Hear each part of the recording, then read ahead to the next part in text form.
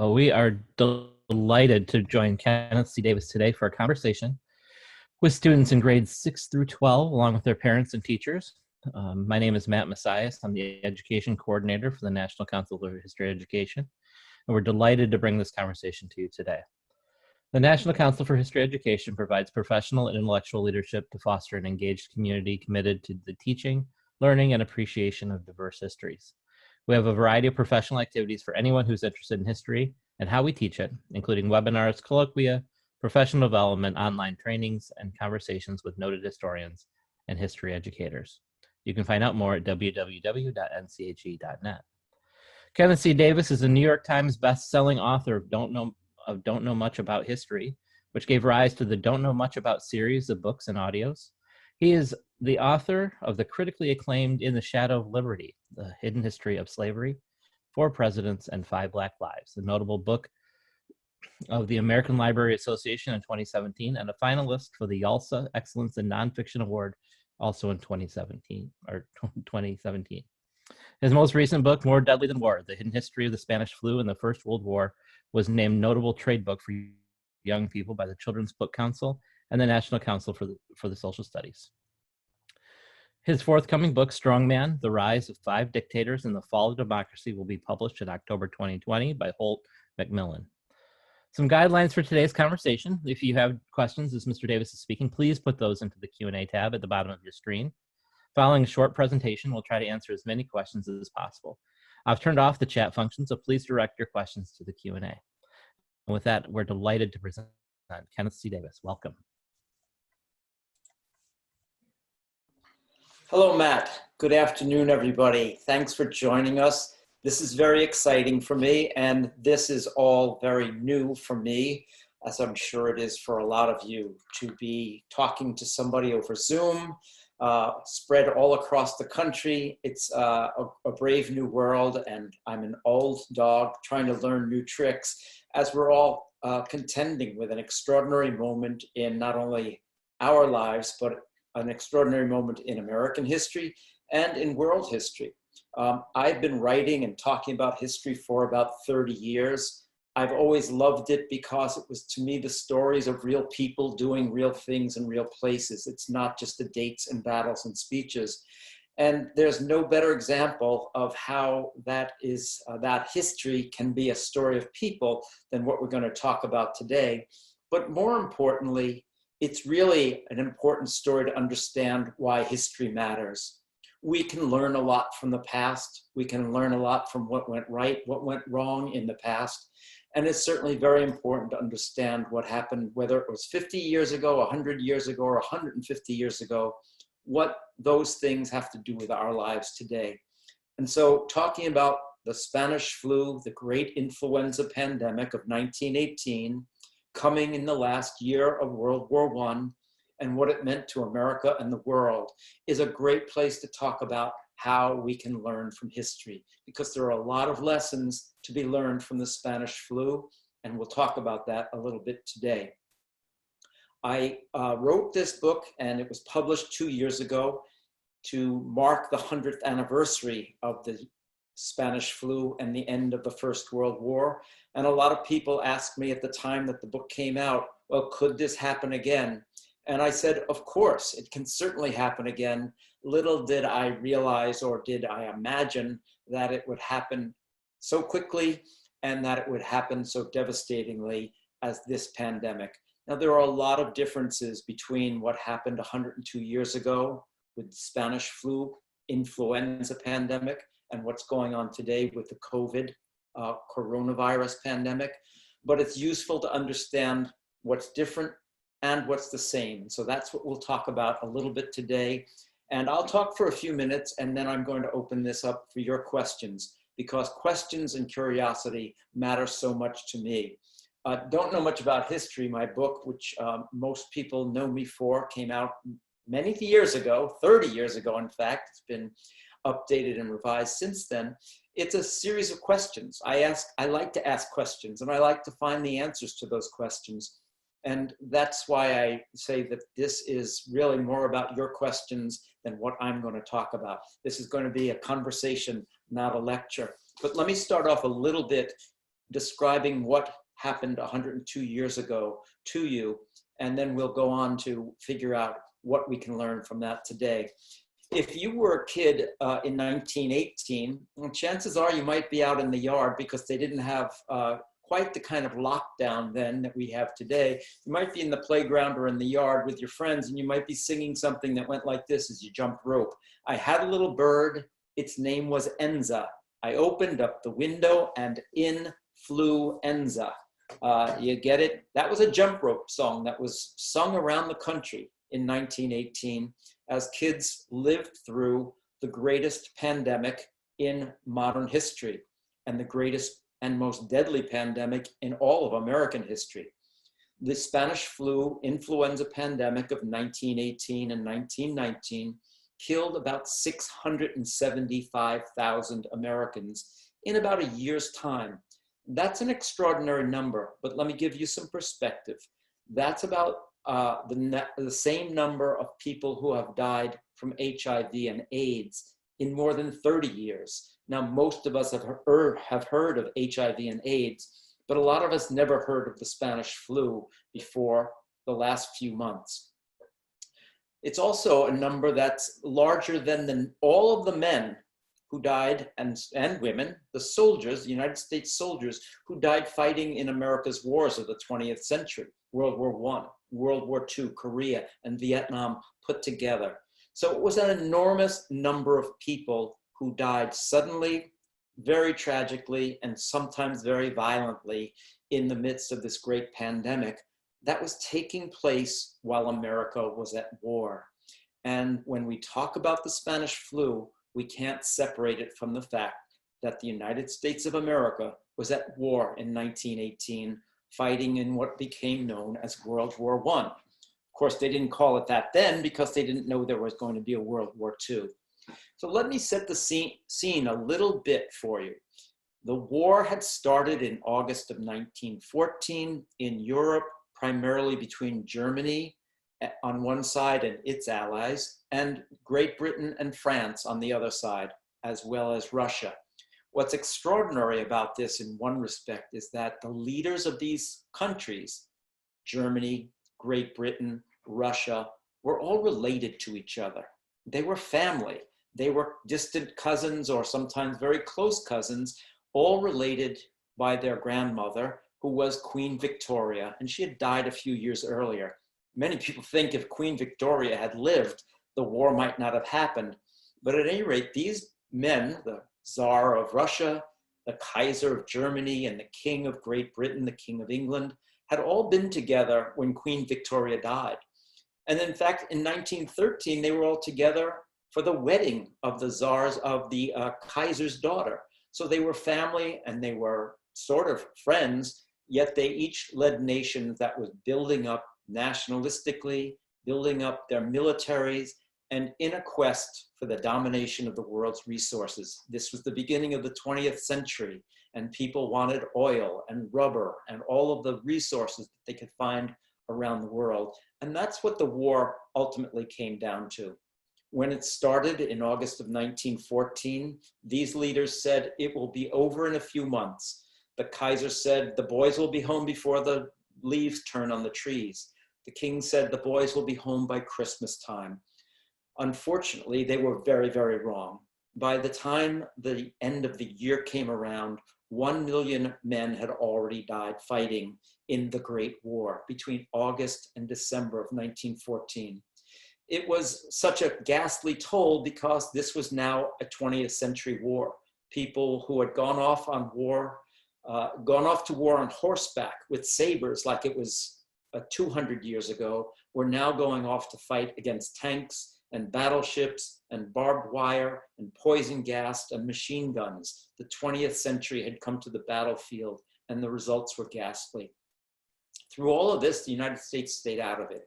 Our president at the time, Woodrow Wilson, did not want to get involved in Europe's wars. He even tried to negotiate an end to it, hoping to end the war through some kind of League of Nations that would stop this kind of warfare. Ultimately, the United States decides to enter the war in April of 1917 because Germany had continued to attack American ships and had also done some secret dirty business with Mexico. And this forced the United States to declare war, but we weren't ready for war. So for almost a year, the United States had to build its army. And to do that, they drafted and enlisted millions of young men to go into the army. Those young men were spread around camps all over the country. And in those camps, 50,000 men at a time, the flu started to hit in March of 1918. Those soldiers started to spread the flu around to each other from one camp to the next. Then they got on trains and spread the flu further that way, all the time being crowded together. Then they got on troop ships that were going to take them to Europe. So by May of 1918, 1 million American soldiers, doughboys they were called, had landed in Europe, but they carried the flu with them, and it soon exploded all over Europe, and from there spread around the rest of the world. I told you that 675,000 Americans died from it. Well, around the world, we now estimate 50 to 100 million people died around the world. That's why this was the most deadly epidemic since the Black Plague of medieval days. So it was an extraordinary story of death and destruction coming in the midst of the war. And certainly the war had everything to do with the spread of the flu. The troops on the move, millions of men marching, crowded into trenches, crowded on ships and trains, supply ships moving all around the world. It was globalization. We know what that word means today. They wouldn't have used it back then, but that's what was happening. The war had globalized the world. And that's one of the reasons that this pandemic, this flu, spread around the entire world, because the world was involved in a war. Now, what happened, of course, is that when there's a war, there's also terrible conditions. People are hungry, people are crowded, refugees crowd into cities. There aren't enough doctors because doctors are off on the battlefield. So all of those things also fed into spreading the flu around the world. It's very important to remember this also when we talk about some of the lessons of this history, that the flu came to America in the early springtime of 1918, and then it seemed to go away. A lot of people thought it was over. And we've heard people talk about that in relationship to coronavirus, that once the weather changes, this will go away. And in fact, in 1918, it did go away, but then it came back in the fall of 1918, and it came back more deadly, more virulent, more contagious than ever before. It quickly spread from the military camps like docks and ports and forts near Boston, Massachusetts, to places like New York and Philadelphia, and soon the whole country was suffering from the Spanish flu. Another way the war had to do something with the spread of this was that in those days, the United States paid for the war with what were called war bonds. They called them back then Liberty loans. And to sell these Liberty loans, every city put on big parades and big spectacular shows and extravaganzas to get people proud and patriotic to buy these war bonds. Well, in Philadelphia, they had a parade on September 28th, 1918, to sell war bonds. It was called the Fourth Liberty Loan Drive. 200,000 people were packed into the streets of Philadelphia, 6 and 7, 8 deep. There were soldiers marching, there were Boy Scouts marching, and women's groups, and tanks rolled by. Everyone was very excited to see this. What they didn't know was that the flu was also there. Within 2 days of that parade, every hospital bed in Philadelphia was filled with people suffering from the influenza. Even though the health department knew that the influenza was around, they had allowed this parade to go on. And that's another one of the important lessons we'll come back to. So this soon spread to the rest of the country with devastating effects. Before they called it the Spanish flu, and I'll come back to the name in just a second, before they called it the Spanish flu, they called it the Purple Death. And the reason for that was that when you got sick with this influenza, you tended to, first of all, have a very high fever. Sometimes blood was coming out of their ears, mouths, noses, but you couldn't breathe. You couldn't breathe because your lungs were filling up with fluid. When you can't get enough oxygen into your lungs, your body turns blue. It's a medical term called cyanosis. So before they died, many people turned blue. In fact, one doctor in New York says there are hundreds of people streaming in. They're all blue as huckleberries, which is another word for blueberries, and spitting blood, and they were dying quickly. So this was a terrible, horrifying disease. That was a mystery to them back then. They didn't know what a virus was. In the medicine of the time, viruses had not yet been seen by the microscopes that they had. Viruses are infinitesimally smaller than bacteria, which had been seen for many years, and there had been many vaccines and medications designed for bacteria, but nothing yet to deal with a virus. It was just too small to be seen or filtered, so they didn't understand even what they were fighting. So it was a very difficult time to fight a virus and a war simultaneously, and that's why the costs were so high. Partly because the government, the United States government, and many city governments like Philadelphia decided that the war effort was more important than fighting off the flu. It was more important to make sure that the soldiers kept going to the camps, that the soldiers then went from the camps onto the boats to go to Europe, and that people continued to go to the factories where they were building the guns and the tanks and the airplanes. So all of these things together is why I say you can't understand the Spanish flu without understanding that there was a war going on and that the war influenced what happened. As time went by, this flu kind of disappeared as the end of November came, but then it came back in even a third wave in the winter and spring of 1919.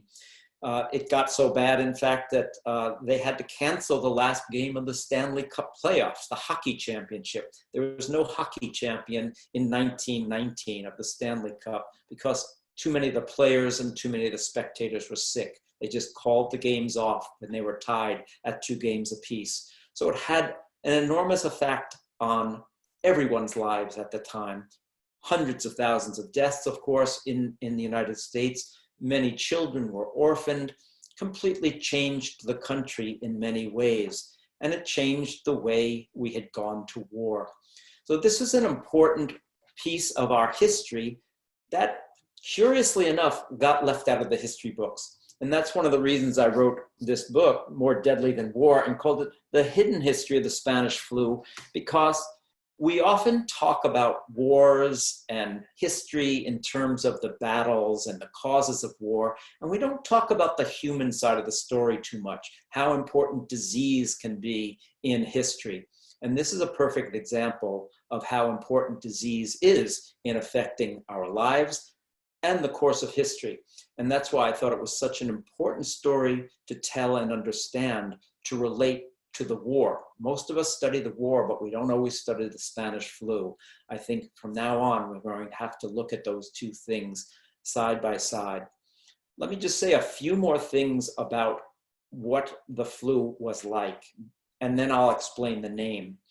I mentioned that it was something that gave you high fevers, body aches. Young men were flat on their backs, healthy young soldiers. They couldn't move because they were in so much pain. And I also mentioned they were choking to death, choking on their own body fluids. It's kind of grotesque to think about, but it's pretty morbid. But this is the reality of what life was like in 1918 for people who were also worrying about sending those boys off to war. And that was the other thing that was unusual about the Spanish flu. Usually when we talk about flu or influenza, we talk about how it affects older people or very young children. But this particular influenza was killing young men and women in their 20s and 30s and 40s in unusual numbers. And that's one of the reasons that the doctors couldn't understand it. It was happening quickly, suddenly, violently, and in places like army camps and hospitals, you'd hear time and time again the doctors saying, the bodies are stacked up like cordwood. You know what cordwood is if you've seen a pile of wood for a fireplace. It's that wood laid up one layer after another. They described bodies being like that, and that was used in many, many places around the country and around the world. The last thing I'll explain before we go on to some of your questions is this name, the Spanish flu. Did it come from Spain? Absolutely not. We know now that it most likely originated in Asia. We can't say exactly where, and that it was what is known as an avian flu. But when the flu started to move around and hit Europe, most of the countries that were in Europe were fighting. And during the war, the newspapers were very careful about what they published. They were either censored, but censoring themselves, not telling the people the truth because they didn't want to be so alarming, or their governments were telling them what to say. So very little news about the spread of this epidemic happened until there came a report out of Madrid, Spain. Now, Madrid and Spain were neutral. That means they weren't fighting in the war. So they didn't censor their newspapers the same way. So the first published report of a major epidemic comes out of Madrid, Spain. And newspapers in America and England pick this up, and it becomes known as the Spanish flu. Certainly didn't start there. It's also interesting to note that in Spain, they had called it the Naples soldier, not because they thought it came from Italy, but that was the name of a popular song at the time. And it was apparently a very catchy tune. So they thought it'd be funny to call a dreadful disease after a catchy tune. In Germany, they called it the Russian pest. In Russia, they called it the Chinese fever. In Japan, they called it the wrestler's fever. Others in Germany called it the Flanders fever, the name of one of the most famous battlefields in World War I, Flanders. So it's interesting to note, because we've been arguing a little bit today over what to call the COVID virus, that people have always tried to attach a name of somebody else to a disease like this. It always has political, a sort of political meaning to it. And that's one of the most important points that I'm going to finish up on, is that one of the things that we can learn from the Spanish flu is that it was spread largely because of the war, as I explained, but it was also spread because of lies, propaganda, and censorship. In some cases there were outright lies. Doctors who knew there was a very bad sickness, or government officials said, "Oh, it's just the flu, it will go away," even though they knew that was not true. Sometimes they were using propaganda. Here in the United States, for instance, they said the Germans were responsible for doing this, that the Germans had poisoned the water supply, or Bayer, a German company that made aspirin, had poisoned the drug somehow. So that kind of misinformation, fake news, we might call it, was around in 1918. And then there was also censorship, as I mentioned. The newspapers didn't report this. They didn't want people to panic. They wanted to keep morale up. They didn't want the enemy countries to know they were weakened by a terrible flu. So the news of the flu spreading was suppressed for a long time. And of course, I think we now know today, and it's very important to understand, that the most valuable thing we can get in the midst of a pandemic is really good, sound scientific information. So 3 quick points about the flu in 1918 and today that I'd like to make. One is that lies, censorship, and propaganda can be very dangerous. Second, ignoring science is very dangerous. In Philadelphia, the authorities ignored the doctors who said, "Don't allow this parade to go on. It will be too dangerous. Viruses like the influenza love crowds. You don't want crowds of people together." They understood that, but they allowed it to go on anyway. And that's the final point. Sometimes we have misplaced priorities. We think one thing is more important than the other. In 1918, for the government of the United States, the federal government, fighting the war was the most important thing. That meant in Philadelphia that selling those war bonds and making sure that people went off to the factories to build all the tanks and the airplanes and to sew the uniforms and make the guns ready, that was more important than the public health. So we're having that argument in this country right now, the balance between the economy and public health. In 1918, the economy and the military and the political priorities won out over the public health. And that was very, very costly in terms of human life. So that's one of the most important lessons I think we can take away from the lessons of the Spanish flu in 1918. Now, I've talked even longer than I wanted to, so I hope we can now open it up to some of your questions, and I'll ask Matt to take it over. And Oh, well, thank you, Kenneth. That was just wonderful, incredibly informative. We got questions flowing in, have 5 so far. So if you have questions, put them in the Q&A and we will get to them. A couple of these were actually already answered. Why was it called the Spanish flu, for example, and did it start in the US?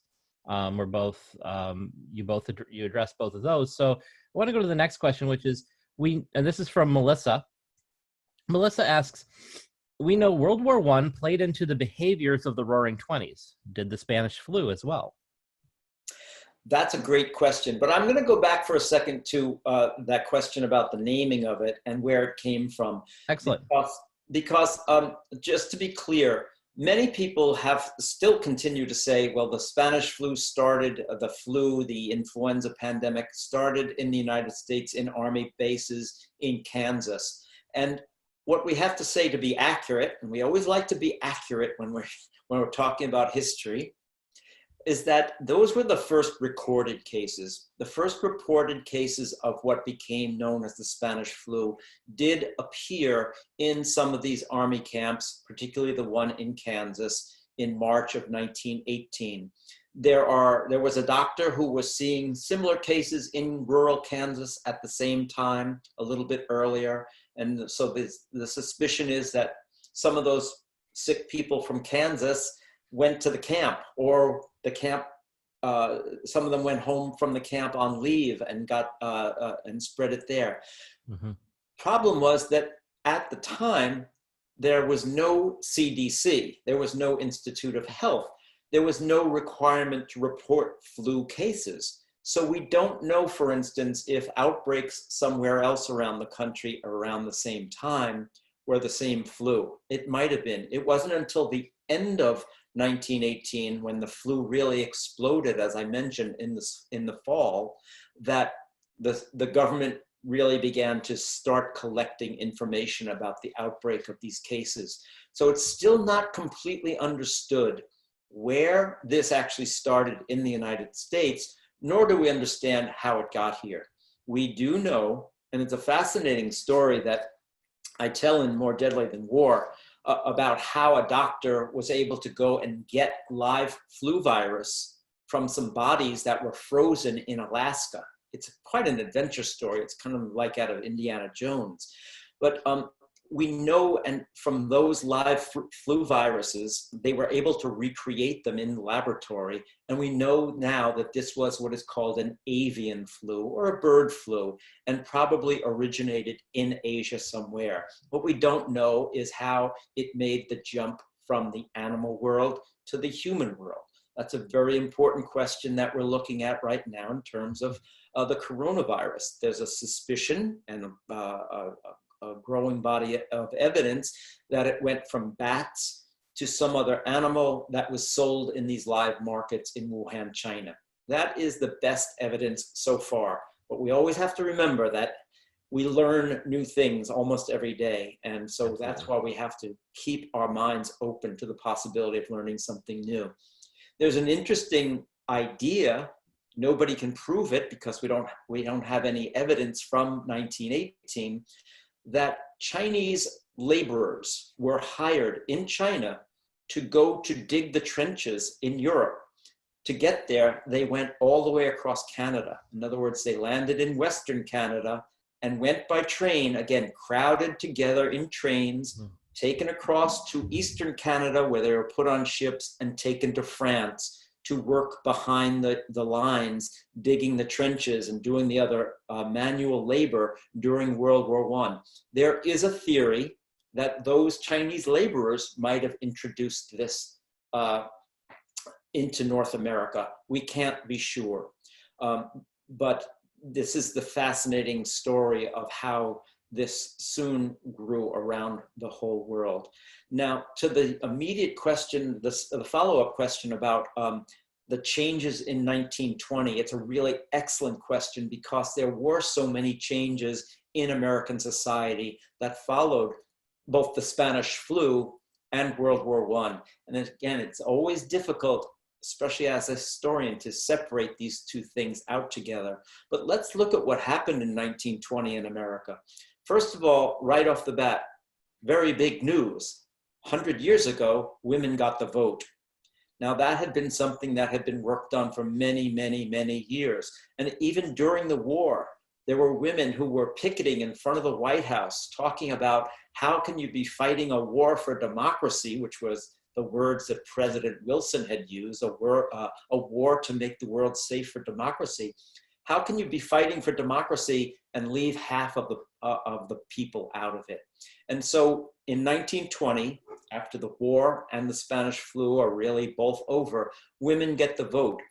And I think it's very, very reasonable to say that the changes of the Spanish flu and the war changed women's role in American society.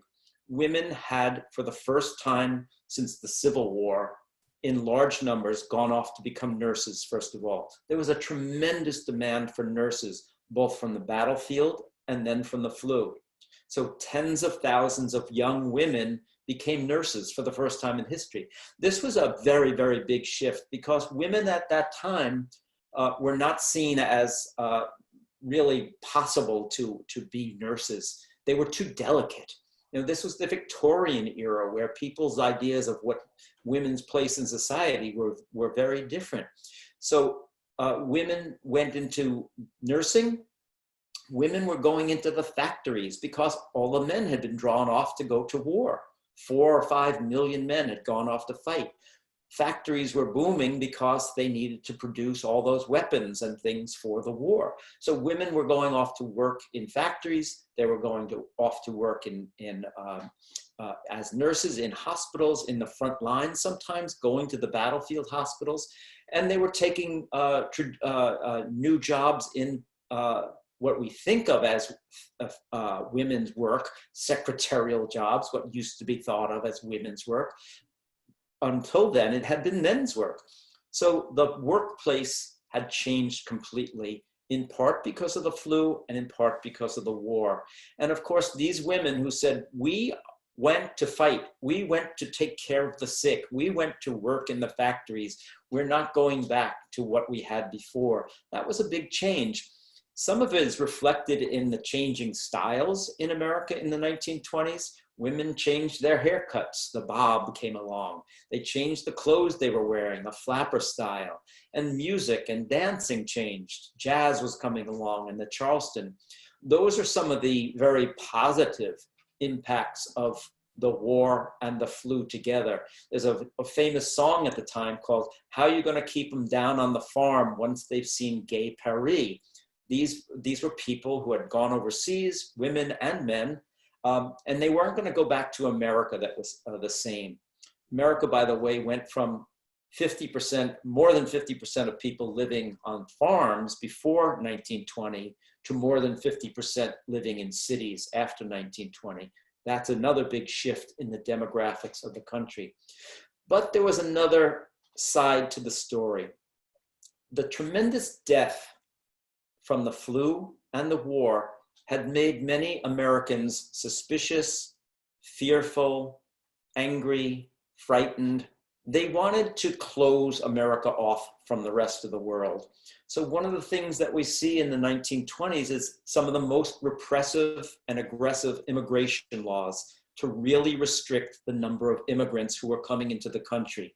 Why? Because immigrants throughout American history have often been seen as dangerous, dirty, and diseased. And that was still true in the 1920s. So you had very, very sharp reductions in the number of immigrants.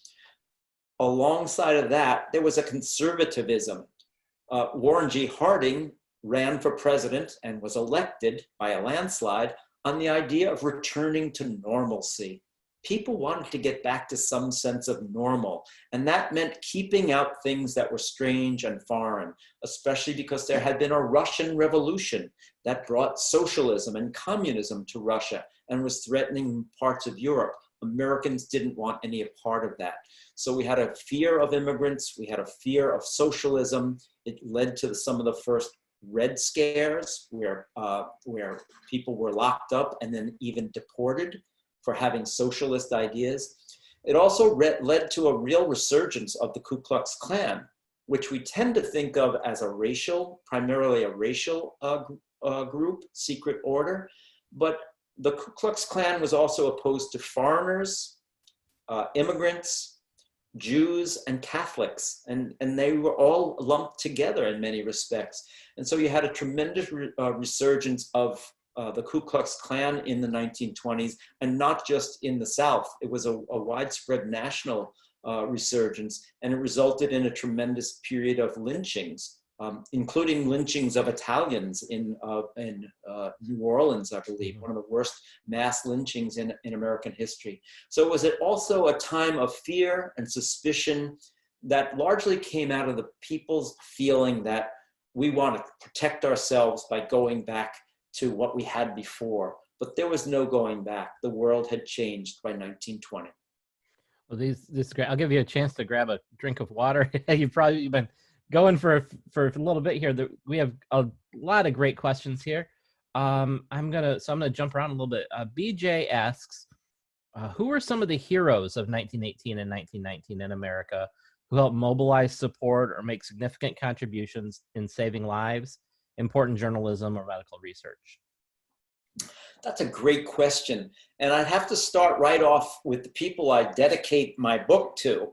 And I just mentioned them, the nurses. I mean, this was an extraordinary moment where, and we're seeing that in America today right now. When we talk about the heroes on the front lines, the healthcare workers, we're talking about obviously doctors as well, but the nurses and the people who were working in the hospitals, they were working desperately to save lives with very, very little information.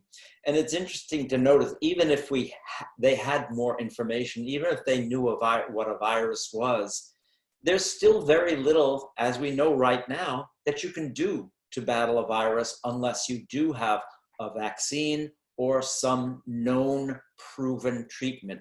Back then, they were trying all sorts of different things, and nothing was really working.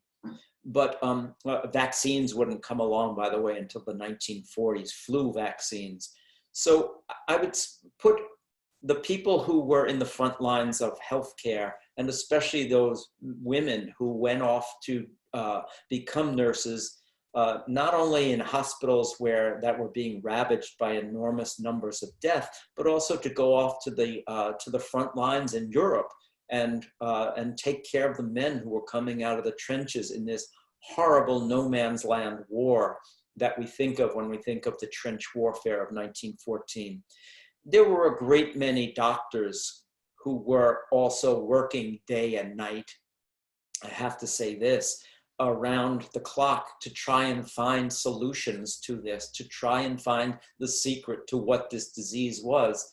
And because they just didn't have the tools yet to be able to understand a virus, and they certainly couldn't isolate a virus because of its tremendously small size, they were not really able to do anything.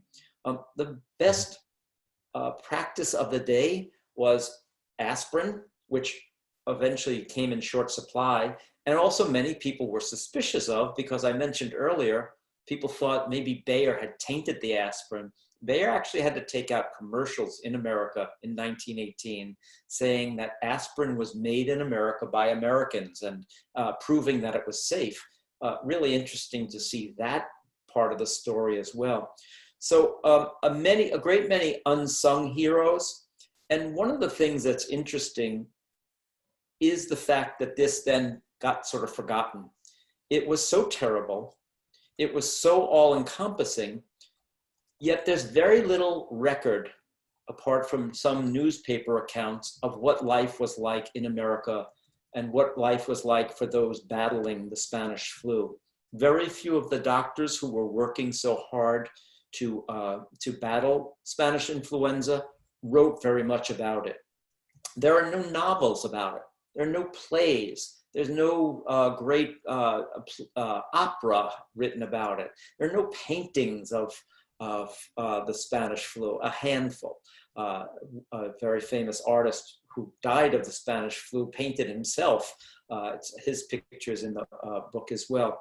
So this really did disappear from the history pages and also from popular culture. There's really one short story, a very famous short story called Pale Horse, Pale Rider by Catherine Ann Porter, who was a newspaper reporter in Denver, and she got very sick herself. She nearly died.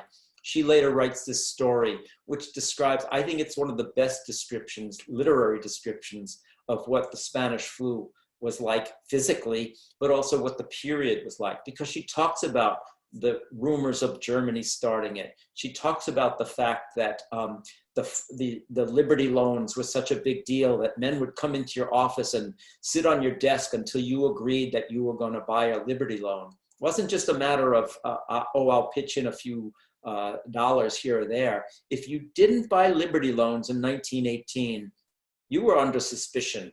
You weren't doing your part. You were a slacker. And that was part of also the part of the fear and the mood of the country at the time. So it was a very, very different time in America. And I think there are many, many people that we can look at who performed heroically on the front lines. But it's not like we can point to one doctor who, the way you can point to, a Dr. Salk coming up with the polio vaccine. There was no easy solution. So it's a great question for which there's no easy answer. Oh, thank you. So, so we're getting close here to our 45 minutes. So I'm going to ask one more question, and then if you want to, I'll leave it up to you if we continue or not. Okay, does that sound fair? I'll be happy to go for another 10 minutes or so, Matt. If we have all those questions, I want to try and get to many. Sounds great. We have about 18 questions in the queue, so we will. And I do want to tell folks that if we don't get to your question, I will plan on tweeting these out, and so we'll deal with it in the social media world. And then the other thing I want to mention is some of these are fantastic questions, but sort of lean more towards the COVID situation today and sort of the political ramifications of that. So I'm going to try to focus on the history here, which is why maybe I'm not going to. We're going to kind of put those questions towards the end of our list. So I just want to keep viewers apprised with what I'm doing on the question and answer side. We actually got a question from Facebook that I do want to pass on because we are broadcasting live to Facebook. And I think this goes to sort of the education piece, which is this is Julie from Facebook says, how can the average high school history teacher help our students understand the ideas of xenophobia and propaganda? And great and important question. And even though it's not to the point of the Spanish flu, it's certainly to the point of why we talk about history and why we try and understand history and why history really matters. Let me first of all say that I really believe that teaching history and spending time on history is so important. And unfortunately, it has been pushed a bit to the back burners by a lot of our schools as we get so caught up in standardized testing. And so we've lost a little track, lost a little sight of the importance that history plays in teaching us not only facts about the past, but teaching us how to think for ourselves, how to read critically, and how to understand.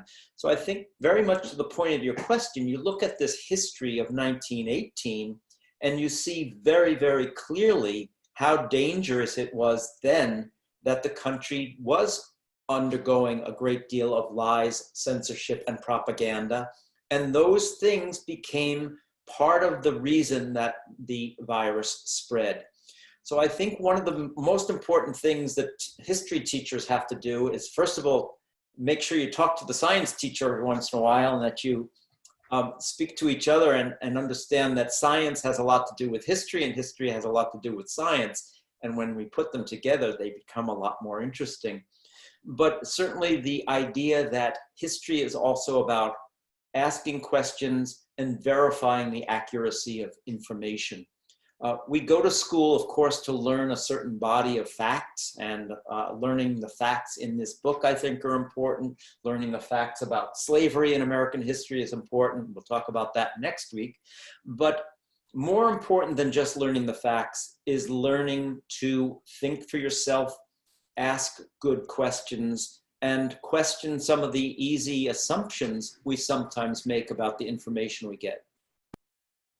Well, that's fantastic. So there are a number of questions. Christopher, let's see, who else here? Martha talks about it a little bit, Marianne, Tanya. So there's a lot of folks that are kind of asking the same kind of question. I'm going to paraphrase it for you, which is this. Where did the virus go? How did it end? How did it go away? And then I would just want to tack on something else. This is kind of relates to something Martha asks, which is, and then what was the overall economic social impact once it went away?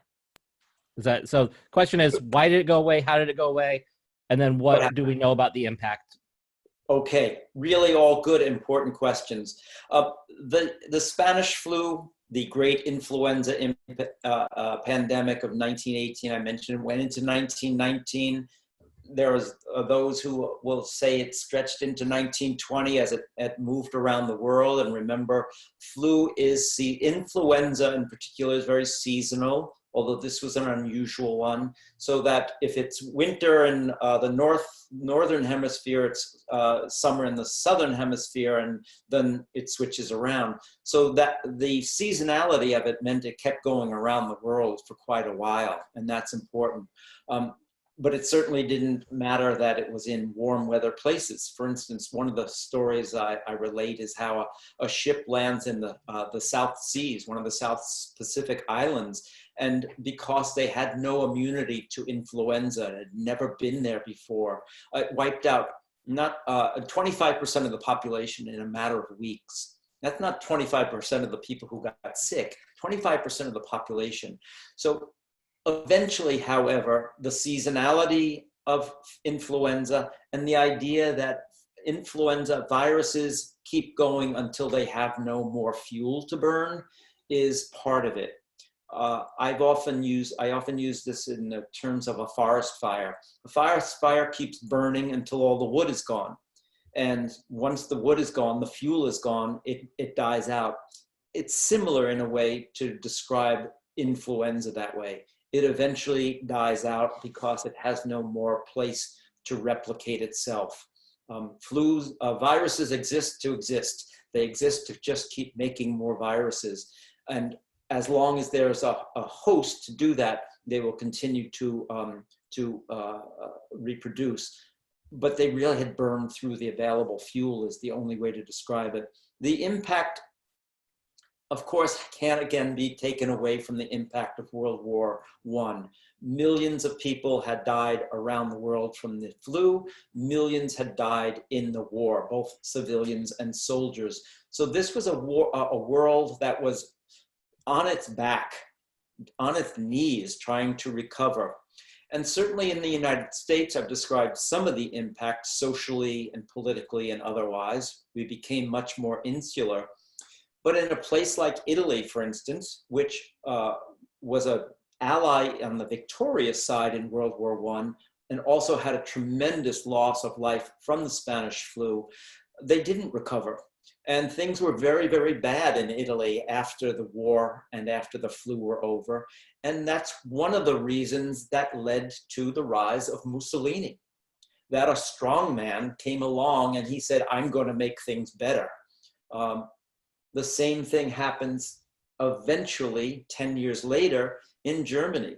The dreadful impact of the war and the flu on Germany, I think, and it's been pretty well established, helped sow the seeds for the rise of Hitler. So this is obviously a subject I'll talk about in my next book, Strongman, how these autocratic leaders take a crisis, and this was a great crisis, of course, and are able to concentrate power and authority and take democracies that were existing in both Italy and Germany and essentially destroy them and turn them into one-party states. So that's the downside of a tremendous catastrophe like a war and pandemic coming at the same time.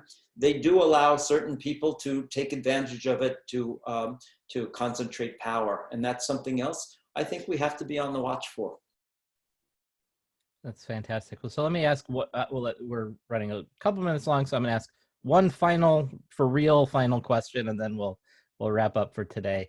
And I think it's an appropriate one. Deborah, this is your question, and I'm going to paraphrase it, so with apologies.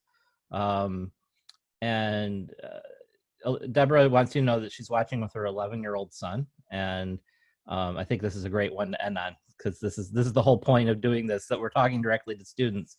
And that's this: what do you want students, particularly secondary students that this is meant for, what do you want them to walk away from this conversation with? That's a great question. And let me just say, first of all, that I started out my career writing a history for adults. And then I changed in the last few years to writing history for young adults. But I honestly don't think I write differently for young adults, and I don't speak differently to young adults than I do to adults. So I'm glad to know that there's someone watching with their 11-year-old, because I think the best way to understand and learn history is learning it together, and we have a conversation around the kitchen table about these things and have facts. I think students should come away from this story with a couple of things paramount, which is, first of all, as I said right in the beginning, that history matters. We can learn from the past. And it's not just about the dates and battles and what did Thomas Jefferson write in 1776. It's the human story. And when we tell it as a human story, it becomes alive, it becomes meaningful, and we can see the connection to our own lives, that when people lived through something like what we've lived through, we can learn from that.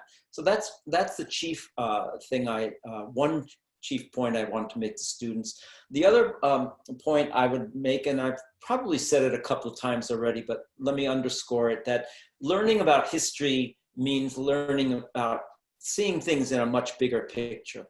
Very often when we talk about American history, for instance, we don't talk about the role that disease has played in history, but it's been enormous. When Christopher Columbus arrives in 1492, of course, he brings Spanish weapons with him, but he also brings European diseases to which the native population had no immunity. And that was a huge factor in the whole course of American history and world history after that, because diseases killed many, many more people than the Spanish guns did. So we have to remember that the role of disease in history is really significant, but also fascinating. And finally, I think I want people to come away with a sense that we always have to, and I've mentioned this already, but I'll underscore this as well. We have to keep asking questions and look for good, reliable sources of information. This is more important now, especially for students, now more than ever before, because you see a page on the computer screen that you've done a search for doesn't mean it's accurate. So it's very, very important to become really good, careful readers. So if you see something that you see on the computer, that you ask, well, where does that information come from? What's the source of that? One of the things that we do as historians is talk about primary sources, primary documents. Make sure that when somebody writes that they believe something, that they're giving that George Washington said or did this 150, 200 years ago, that he actually did say that, and we can document that. So documentation is so important, and that's certainly one of the, I would imagine, one of your chief goals with the National Council for History Education, Matt, is to understand that we need to understand that history is about making sure we get it right. And sometimes we make mistakes, and sometimes we find something new, and that's okay. But we always have to keep ourselves open to the idea that there might be other information out there that we don't know yet. Great advice and a great way to end today. Thank you again to Kenneth C. Davis, for your engaging presentation today. We at the National Council for History Education are grateful for this captivating presentation. This is a lot of fun, and it was wonderful to see all the comments from our participants.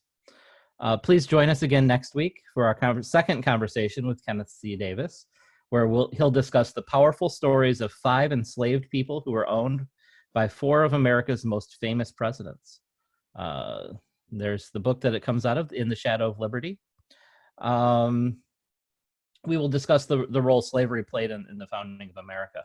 If you'd like to find out more about Kenneth C. Davis's work, you can go to don'tknowmuch.com, all one word. Thank you all, thank you also to all of our participants for joining us. We do love this medium because we can reach a lot of people. We hope you enjoyed Mr. Davis's presentation. If you would like to have access to more of our resources, or just want to find out more about what we do or how you can be active in our organization, please visit us at www.nche.net or follow us on Twitter, and our handle is @historyed, or at our Facebook or Instagram pages. If you have questions or comments, I can be reached at matt@nche.net. And Kenneth, do you have something to say? Go ahead. Raised. Please do. I wanted to make sure that before we close this, I wanted to say thank you to everyone for coming. I've enjoyed myself tremendously. I love to talk about this stuff, as you can probably tell, and I appreciate the opportunity from NCHE, Matt, and your work in putting it together. And this is, again, the idea here is to have a conversation about this. And I'm sorry I didn't get to all the questions. Maybe next time we'll talk less and ask and answer more questions. Thanks again, everyone, for coming. Thank you, Kenneth. This was fantastic. We will see everybody next week. We're looking forward to it. And yeah, what a great way to spend a Wednesday afternoon. Thanks a lot.